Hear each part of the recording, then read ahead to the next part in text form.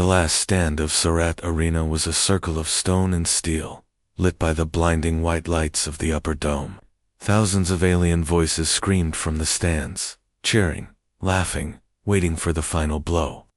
In the center, the dust settled around Sura's feet. Her legs were shaking, her arm bleeding, and her weapon, just a broken piece of metal, was barely holding together. Sura looked up at the giant standing in front of her. He was the Cravax champion, a mountain of muscle and rage. His armor gleamed, black under the lights, and his long blade dripped with blood, not hers alone. Many had fallen before her. None had survived this final match. And now, it was her turn to die. The announcer's voice boomed through the speakers in 5 different languages, calling for the crowd to witness the end of the dishonored one. She wasn't just a fighter, here she was a prisoner, a symbol of defeat from a fallen alien tribe that once resisted the Cravax Empire, and now, this was her punishment. Public death. Sura's chest rose and fell with heavy breaths. She tasted blood in her mouth. Her knees almost gave out, but her eyes stayed locked on the champion, not out of hope, but pride. Even if she died today, she wouldn't bow. The Cravax champion laughed, lifting his blade slowly. He spoke in his rough, snarling voice. "Kneel, little warrior. I will make it quick." Sura said nothing. She just raised her broken weapon, knowing it wouldn't stop him. The crowd laughed harder. She closed her eyes. Then a hiss, a sharp whistle cut the air. The next second, the Cravax champion dropped his sword and stumbled. Everyone froze. A thin black arrow had pierced through his neck. His eyes went wide. He tried to speak, but only blood came out, and then he collapsed, shaking the ground beneath him. The arena fell silent. Sura opened her eyes, shocked. She stared at the fallen warrior, then at the arrow. It was too small to be Cravax made, and it came from ... above. The crowd erupted into panic. Some screamed. Others stood up, searching the stands. Guards rushed forward, trying to find the shooter, but Sura wasn't looking at them. Her eyes scanned the seats, and then she saw him. A human. He stood alone, near the top row, dressed in plain clothes, holding a bow that looked old and handmade. But his posture was calm, steady, like this was all part of the plan. Sura blinked. Why would a human interfere in a Cravax arena? No outsider dared to do that. This wasn't just brave, it was suicide. And yet, the man didn't run. He met her gaze. No words. Just a small nod. Sura's single quotes, his breath caught in her throat. Before the guards could react, smoke bombs exploded from 3 corners of the arena. Thick fog covered everything. Sura coughed and dropped to one knee, trying to stay low. A rough hand grabbed her arm. "This way," a voice whispered. It wasn't human. It was an old ally from her tribes, someone she thought was dead. He pulled her through a hidden gap in the wall. Just as the fog swallowed the arena floor. Behind her, alarms began to scream. The Cravax were furious. A champion had been killed in front of the galaxy. By a human. This was more than an attack, it was a message. Sura limped through the dark tunnels beneath the arena. Her mind spun with questions. Who was that man? How did he find her? Why risk everything? But in her heart, one thing echoed louder than all the noise above. She was still alive, and someone out there believed she was worth saving. The human in the shadows arena was burning behind them, as Sura and her old ally slipped into the shadows of the underground. The sound of boots storming above shook the metal floor. The Cravax guards were everywhere now, angry, confused, shouting orders in their harsh language. But none of that mattered to Sura at this moment. Her heart pounded not from fear, but from the image burned into her mind, the human with the bow. He had looked at her like he knew her, like he had waited for this moment. No human ever risked their life for her kind. They feared the Cravax. They obeyed, but not him. Who was he? Sura whispered. The old ally beside her didn't answer. He just motioned forward. No time. Move faster. They followed the broken tunnel system, twisting through half-collapsed paths once used by rebels long ago. These tunnels weren't safe anymore. Craving's patrols had sealed most exits, and surveillance drones scanned for heat signatures. But they had one Hopan, old loading bay, in the lowest district, forgotten by most. As they reached the first checkpoint, the Allies stopped and placed a small device on the wall. It blinked twice, then beeped. The door creaked open to reveal a narrow passage filled with broken crates and scattered bones. This wasn't just an escape route. It had been a battlefield. "What happened here?" Sura asked. He looked at her. "People like you happened, the ones who fought." She felt the weight of his words. Guilt, grief, but also pride. They moved. Again. Each step echoed with danger. Above, they could hear Kravak's gunships flying low. The entire city was going into lockdown after an hour of slow movement through the tunnels. They reached a quiet chamber lit by a flickering panel light. It was cold, empty except for one figure standing in the far corner, hidden under a long dark coat. Sura froze. It was him, the human. He stepped into the light, bow slung across his back, face calm, eyes sharp. "You made it," he said quietly. Sura didn't speak, neither did her ally. The silence was thick. Electric dot finally. Sura found her voice. "Who are you?" He took a step forward, but slowly, without threat. "My name is Elias. I used to be a soldier. Now I am something else." "Why? Did you save me?" she asked, eyes narrowed. "You don't know me." He paused, then reached into his coat. He pulled out a small, worn data chip. "Yes, I do." He handed it to her. Sura looked down and saw the seal one used only by the resistance from her homeworld. This chip was over 5 years old, long thought destroyed. "Where did you get this?" she asked, voice trembling. "From my little brother," Ela said. "He was 10. Your people rescued him when his escape pod crashed during the war. You were there. You carried him across the ice while injured. He told me about you before he died." Sura's eyes widened. Memory hit her like lightning. The boy with the broken leg. The one who kept crying about his big brother, the pilot. She had barely survived that day, but she remembered his smile before the medship took him. "He said if I ever found you," Elias continued, "I had to protect you, because you saved someone who couldn't save himself." Sura stepped back. Shaken. "You risked your life today for a promise."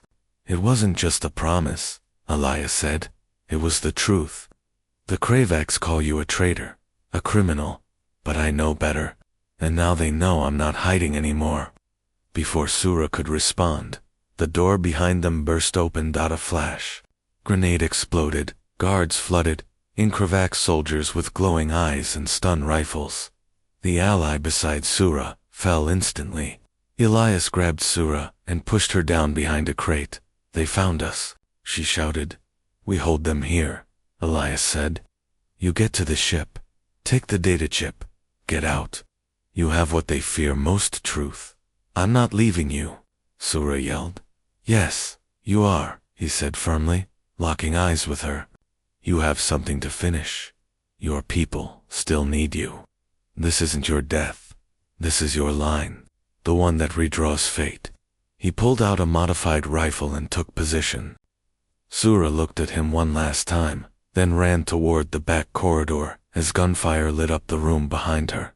The last thing she saw before turning the corner was Elias standing tall, calm, and firing into the shadows like he was born to protect, escape. Through the lower levels Sura ran through the corridor as the sounds of gunfire echoed behind her. Each step was a fight against her injured leg, but her heart pushed her forward. She couldn't stop now, not after what Elias had done. He had stayed behind so she could escape. She wanted to turn back. She wanted to help him, but he was right. The data chip in her hand had to reach someone who could expose the Kravak's empire's lies. The tunnel narrowed ahead. Flickering lights lined the cracked ceiling, casting long, strange shadows across the wet floor.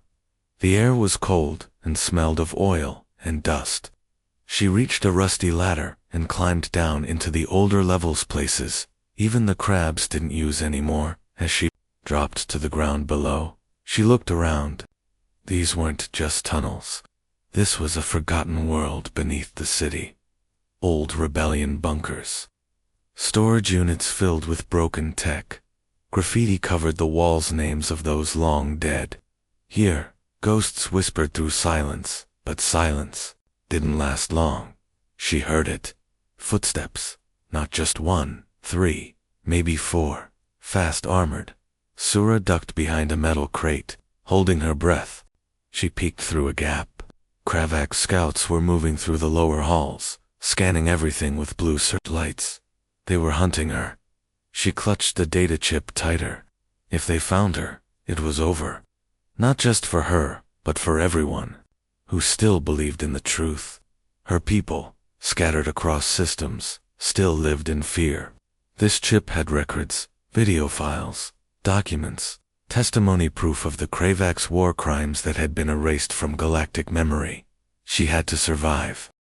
As the guards moved past her, she slipped into an old vent opening and crawled inside. The space was tight and filled with dust, but it was quiet. She moved slowly, ignoring the pain in her knees, until she saw light ahead. It was a circular room with an old elevator shaft her way out. But she wasn't alone. A sound echoed, metal scraping metal. A figure stepped out of the shadows, tall, armored in dark red. Not Kravx, a bounty hunter. His visor glowed green. His voice came through a cracked speaker. "You've caused quite a mess, girl." Sura pulled her broken blade and stepped back. "Easy," he said, raising his hands. "I'm not here to kill you." "Then why are you blocking my path?" He tilted his head. "Because someone paid double to keep you alive." "Who?" "Guess."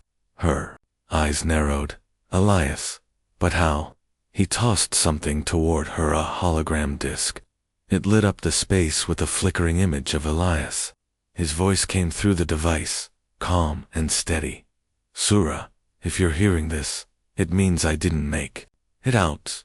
Or maybe I did. Doesn't matter. I made a deal. This man, his name's Brannick. He's expensive, and he hates the Cravings. He'll get you to the evac zone. Trust him. Just don't try to fight him, he's worse than me." The message ended. Brannick chuckled.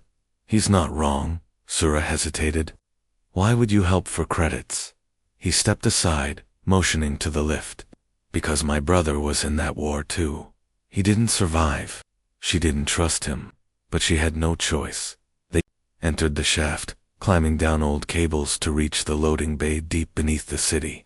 It was a ghost zone, once used by smugglers. Now abandoned and full of collapsed cargo crates. As they reached the exit door, Brannick froze. "Motion sensors just lit up," he said. "They found us." Before Sura could ask who they were, the ceiling above exploded. Craving's drones dropped through the hole, followed by armored shock troops. "Run!" Brannick shouted. They dodged through broken crates and scattered supplies. Sura ducked behind a fuel container as gunfire rained down. Brannick fought like a machine, using every wall and corner to outmaneuver the attackers. His weapons were old, but deadly. Sura saw the control panel near the hangar door. If she could just reach it, they could override the lock and get out. She crawled through cover, bullets whizzing past her, and slammed her hand on the panel. Sparks flew. A voice shouted in Craving, "Stop her." But it was too late. The doors began to open with a loud hiss, revealing a dark launch pad and a small ship prepped for emergency escape. "Move," Brannick shouted, firing a smoke charge. They ran together into the ship. As it lifted off, Sura looked back one last time. A Craving officer stared at her from the floor, his mask cracked, blood dripping down his chin. He pointed at her with rage burning in his eyes. "This isn't over," he hissed, as the ship broke through the surface and into the black sky. Sura collapsed into a seat, her lungs burning, her heart racing. She looked at the stars above, and whispered No. It's just beginning. Blood debts and alien Cadesti ships soared silently through the upper atmosphere, its engines low and hidden from radar. Inside, the cabin lights were dim, casting a pale glow across the walls. Sura sat quietly near the window, staring out into space, her hand still clutching the data chip like it was her heart. Across from her, Brannick was cleaning his weapon, calm as if the escape hadn't just cost them their lives. But Sura's mind was not calm. Her body trembled not from fear, but from the storm inside her. Every memory from the arena, every scream, every arrow, every face, especially Elias, flashed through her mind. He stayed behind. He might be dead, and now she carried not only the truth of her people, but the weight of the man who gave her a second chance. Branik looked up. You haven't said much since we left. That normal for you? I don't talk to bounty hunters, she replied coldly. He smirked. Fair, but I'm not just a bounty hunter. She turned to him. Then what are you? He pulled a necklace. From under his armor, small black stone, carved in the shape of a broken planet. Her eyes widened. You're one of them, she whispered. He nodded. Ex-resistance. Long time ago. We thought you were all dead. We are, he said. On record, anyway. Sura leaned forward. Then why now? Why come back? You don't owe me. Brannick looked at her, his expression serious now. You don't remember me, do you? She frowned. Should I? You were 16. A scout. Your team found a wounded fighter after a bombing. Most left him behind. You didn't. Sura's breath caught. That was you. He nodded. You dragged me to a safe zone. Saved my leg. I couldn't fight again after that, but I never forgot. Sura's walls cracked.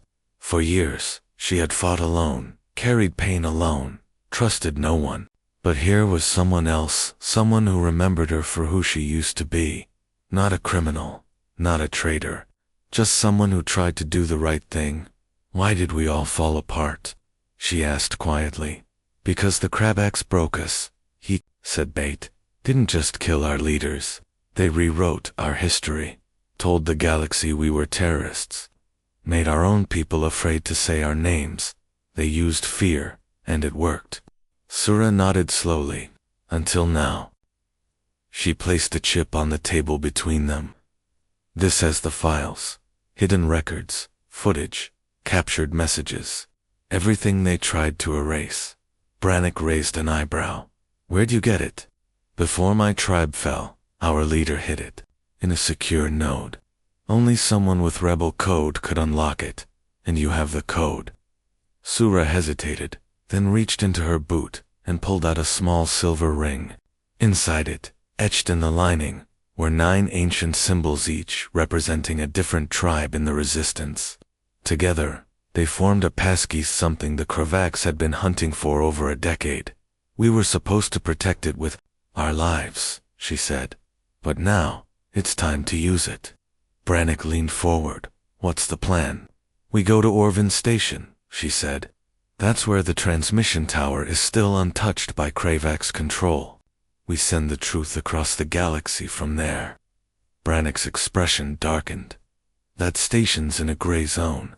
Controlled by criminals, smugglers, mercenaries. Better than being controlled by the Cravax, Sura replied. Brannick nodded. Then we go dark. No signals, no heat trail. We land quiet, move fast, get it done. But as he started adjusting the nav panel, a warning light blinked. Tracking beacon detected. No, he muttered. They tagged the ship. Sura's eyes widened. Can you disable it? Maybe, but we'll have company before then. Outside the ship, distant red lights began blinking in the black sky. 3 Cravax, interceptors. Fast. Strap in, Brannick growled. We're not done running. The ship jolted as he made a sudden dive toward a nearby asteroid field. The interceptors followed, firing plasma shots that grazed the hull. Sura gripped her seat, watching. The stars spin wildly outside the window. They weaved through broken rock and frozen space debris. One interceptor got too close. Brannick fired a countermissile, blasting it to pieces. The others pulled back, circling like wolves. "They're waiting," Sura said, "for backup." "They won't get it," Brannick said. "Hold on." He angled the ship toward a massive rotating chunk of ice. They passed through its tunnel-like cave just as another blast followed. When they emerged, Brannick cut all power. Darkness. The ship drifted in total silence. "They can't track what they can't see," he whispered. Sura single quotes as heart pounded. After minutes of tension, the scanners showed the Craving ships moving away, searching. Elsewhere, they had survived. For now, as power slowly returned to the ship, Sura looked out at the stars once more. Everything was falling into place, but danger followed every move. They still had to reach Orvan Station. They still had to send the truth. And they still had no idea if Elias was alive. But she knew one thing. Now, this wasn't revenge. This was justice, and justice had a voice. The trap that almost worked its ship entered the lower orbit of Orvan's twin moon.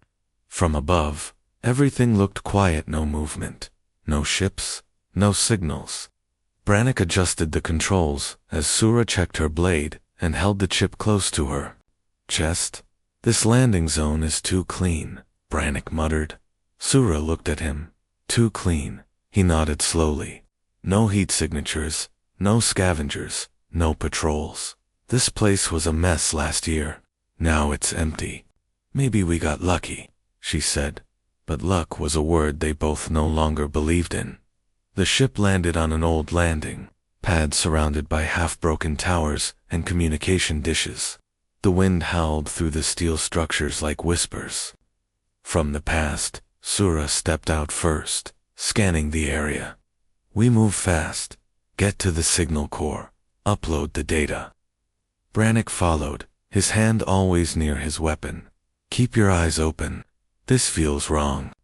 They moved through the corridor of an old relay station. The walls marked by time, bullets, and warnings painted in dead languages. As they reached the control hub door, Sura reached forward to input the code. Click. She froze. The panel wasn't locked, it was already open. "Brannick," swore under his breath. "It's a setup." Too late. Metal doors slammed shut behind them. The lights changed, flickering red. From the shadows, armored Craving soldiers emerged. 6, no 10, rifles raised. Plasma charged at their center stood a familiar figure, the Craving general, the same one who had faced Elias. "You've led us quite a chase, Guro," he growled, "and now, you've walked straight into your grave." Sura's eyes narrowed. "You're not here to kill me. Not yet." The general smirked. "You're right. We need the chip. The Emperor wants to erase it in front of the entire council. They want to watch your last hope burn." He stepped closer. "But I'll keep alive just long enough to hear your people scream." Brannick raised his weapon, but too late. One of the guards fired, knocking it from his hand. They were surrounded, trapped. "I'm sorry," Brannick said softly. "Don't be," Sura whispered. "I expected a trap." She tapped the bracelet on her wrist once, and the world exploded. From beneath the floor, hidden charges detonated with violent bursts, sending Craving soldiers flying. Sura pulled a smoke flare from her boot and threw it into the control room. Everything vanished into thick white fog. Chaos. Blasterfire. Screams. Sura grabbed Brannick's arm and dove into a narrow maintenance tunnel that only she knew about, built during the old rebellion. It had been forgotten by most, but not by her. They crawled for 30 seconds before dropping into an old weapons bay. "You planted explosives?" Brannick asked, coughing. "No," she said. "Elias did." Brannick stared. "He knew we'd be trapped." "He guessed," Sura said. "He told Meef, anything feels too perfect. It probably is." She pulled out a secondary device, another chip. Not the real one. A decoy, glowing faintly. "I let them scan a fake Signal, she explained. They came here chasing lies. And the real chip. She held it tighter in her left hand. Still with me. And now, they think it's gone. Above them, Kravak's forces were still firing blindly into the fog. Branik chuckled. I underestimated you. Most do, she said, standing. But we're not safe yet. They'll regroup. Next time, they won't fall for tricks. They exited the hidden tunnel through a rusted shaft that led into the remains of an old civilian tower. From there, they had clear access to the canyon path that led to Orvan's inner ring where the real broadcast tower was still standing. They ran, fast, silent, hearts pounding behind them. The Kravak's general stood in the burning control room, holding the fake chip in his hand. He crushed it slowly, realizing what had happened. Find her, he roared. I want her found. I want the human's head. And I want her truth buried in fire. As Sura and Branik reached the final ridge, the massive transmission spire came into view, tall, untouched, and still connected to galactic relays. They stopped for breath. The stars above sparkled like distant fires. You think we can make it in time? Branik asked. Sura nodded. Yes, but once we send the truth, we can't ever go back. We weren't planning to, he said. They walked toward the tower, not knowing what waited ahead, but knowing this: the galaxy was watching. The Kravaks were coming, and fate was ready to be rewritten. When the humans stood alone deep inside the ruins of the outer district, the city trembled beneath the weight of warships above. Fire streaked across the sky as Kravak's patrols scoured every sector. Sirens howled, and distant explosions echoed like rolling thunder. Chaos ruled now, and in the center of it all was a human bleeding, breathing, waiting. Elias stood at the broken edge of an old transit platform, rifle in hand, chest rising and falling slowly. His side was wrapped with a torn strap, soaked in blood. The fight from the bunker had left him wounded, but alive. Barely. Smoke drifted around him. Below the platform, dozens of Kravak's soldiers moved like shadows, coordinated, silent, and closing in. But Elias didn't run. He knew what he had to do. Sura was gone now, on her way to Orvan Station with Branik. She carried the truth, the data chip, the key, and Elias. He carried the delay time. He just needed to buy her time. He adjusted the scope of his rifle and looked through the broken frame of a shattered window. From here, he could see the old satellite tower sparking in the distance. The Kravaks would assume Sura was headed there and they'd try to reach it before her. He whispered under his breath, not tonight. One by one, he set the charges. Small explosives, handmade, placed in corners, trash bins, even behind signs. This wasn't a battle. It was a message. He would not be hunted. Not again. His cum crackled. It was a rebel frequency one only used in last stands. A voice came through. This is Nira from the outpost. Who is this? Elias pressed the button, his hand trembling. Name's Elias, ex-captain, human sector. A pause. You're alive. For now, he said. Listen, they're tracking a girl with a chip. She's important. She's got what we need to burn the Kravaks down. Your people need to meet her at Orvan Station. Protect her. What about you? I'm not making it out of this, he said simply. But I'm making sure they don't either. The line went silent then. Understood. May your death echo, soldier. Elias smiled weakly. I'd prefer survival, honestly. He turned the cum off dot, and then the platform shook. A dropship landed across the bridge. Heavy boots hit the ground. 20 Kravak soldiers marched forward. Their leader, a tall general with golden armor and a plasma spear, raised a hand. We have no interest in you, human, the general shouted. Give us the girl, and we will let you crawl away. Elias laughed. It wasn't a fake laugh. It was deep, real and full of pain and memory. You really don't understand humans, do you? He called back. We don't trade lives. Not like you. The general narrowed his eyes. Then you choose death. Elias raised his rifle. No, I choose you. And with that, he fired the first shot. The general's helmet cracked. The Cravax charged. Explosions lit up the entire platform as the charges went off one after another. Fire and smoke swallowed the attackers. Elias ducked, rolled, fired again. He moved like a ghost. Fast, bleeding, brilliant, but they were too many. He took down 8, then 12, but the rest kept coming. His shoulder was hit. He staggered. His back slammed into a wall. His rifle clicked, empty. He drew his sidearm and aimed, blood dripping from his mouth. One Cravax reached him. Blade raised, boom. A shot rang out. Not his. The Cravax fell. Behind Elias, from the shadows came figures. Small, fast, rebels. Nira and her team. They had heard him. They had come. The remaining Cravax pulled back under pressure.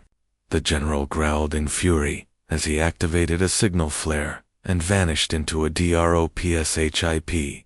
Elias fell to his knees. Nira rushed forward, catching him before he hit the ground. You're insane, she said. A little, he muttered, coughing. Did she make it? Nira nodded. She's in orbit. They'll reach Orvan in minutes. Elias smiled. Then I did something right. His eyes began to close. Nira shook him. No, stay with me. His hand slipped, falling open beside him, but then his fingers twitched. Medic dropped beside them. Adrenaline was pumped into his chest. Machines beeped. The sky roared above as Cravax forces retreated, and somewhere, far across the stars, Sura watched the transmission, the video from the city, the footage of a human standing alone holding the line. She placed her hand on the ship's window and whispered, "You didn't just buy time. You lit the spark." Fate, rewritten by a human Handervan station, hovered like a ghost above the stormy planet of Travika. Half-abandoned communication hub lost between trade routes and forgotten wars. It wasn't guarded. It wasn't important. Not anymore. But, tonight, it held the galaxy's most dangerous truth. Sura stood in the central transmission chamber, surrounded by blinking lights and dust-covered consoles. Brannick worked silently beside her, hands moving over the controls, activating the ancient systems. "How long until we can broadcast?" she asked. 5 minutes, he replied. "Maybe less if the tower holds."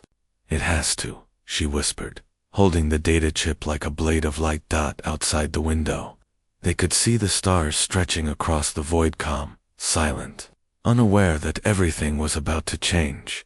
On the ground far below, Cravax warships began to move. They had traced the humans' final location.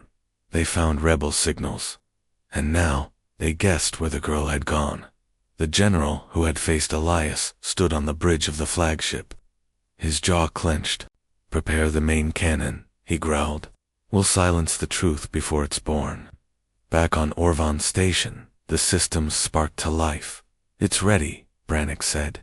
"You're sure you want to be the face of this?" Sura nodded. "It's not about my face. It's about my people. The ones they buried in silence." She stepped into the projection circle. Lights scanned her body, mapping every detail. The broadcast countdown began. 3, 2, 1. Her voice went live-going across thousands of hidden rebel frequencies. Open galactic forums, neutral military satellites, and black market data chains.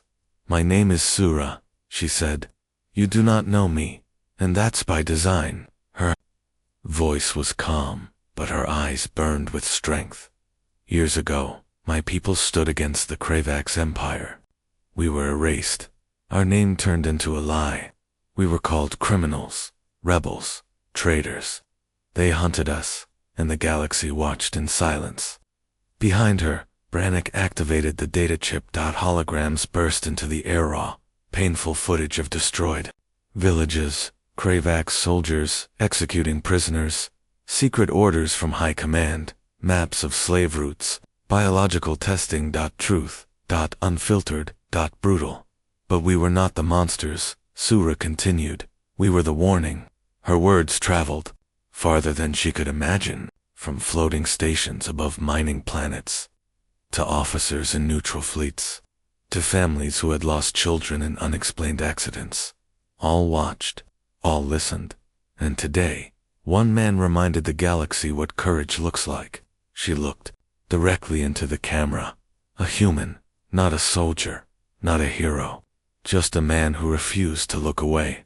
A new feed opened battle footage from the surface. Elias, wounded, alone, standing against an army. His last stand, his final shots, his words. We don't trade lives. Not like you. He stood when others ran, Sura said, her voice breaking for just a moment. He fought not because he had to, but because someone had to. The feed ended, and then silence. For a long second, the stars outside seemed to pause. Down on the Cravax flagship, the general shouted, "Fire the cannon! Destroy that station!" But his officers hesitated. Something had changed. "Sir, we're receiving reports. Some of our border fleets, they're defecting. One has raised the rebel flag." He turned slowly. "What? Above? In Orvan Station?" Brannick's screen lit up. "You need to see this," he told Sura. The holomap of the galaxy began to shift. 50 new rebel signatures appeared, then 80, then 200. Ships once loyal to Cravax began switching codes, broadcasting the signal. Justice lives. The Cravax couldn't stop it now. The fire had begun. Hours later, Sura stood in the docking bay, watching her ship prepare for launch. The rebellion was reborn. The war would come, but this time, the galaxy had seen the truth. Nia arrived with a medic team. "We found him," she said. Sura turned, shocked. Elias, barely breathing, but alive. They brought him forward, pale but still fighting. His arm was in a sling. His eyes fluttered open just as she knelt beside him. "Hey," he whispered. "You stubborn fool," she said, tears slipping from her eyes. "You made it?" he asked. "We all did." He smiled. "Good." Sura leaned close. "Your story saved us all." He looked past her, at the stars. Then it was worth it. And so, the galaxy changed, not with a mighty army, or a godlike weapon, but with one arrow, one man, one moment of defiance. Fate had been written by the powerful for too long, but now, a human hand had rewritten it.